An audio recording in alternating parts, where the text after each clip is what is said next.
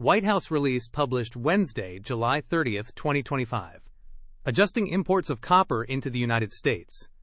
On June 30, 2025, the Secretary of Commerce reported to the President that copper imports threaten U.S. national security. The report covered all forms of copper and found that high import levels and global overcapacity are weakening the U.S. economy. This puts domestic copper facilities at risk and reduces the ability to meet defense and infrastructure needs. The United States now relies heavily on foreign copper, with one country controlling over half of global smelting capacity. Unfair trade practices and strict environmental rules have hurt U.S. production.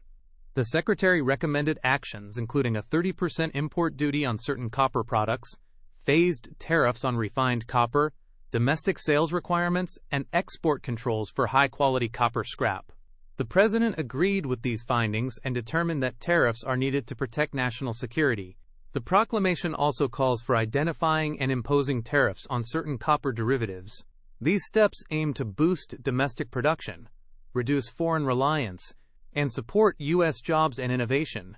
President Donald J. Trump has issued a proclamation imposing a 50% tariff on all imports of semi-finished copper products and intensive copper derivative products, effective August 1, 2025. This is in addition to other duties or fees. The Secretary will review import classifications and may include more copper articles within 90 days.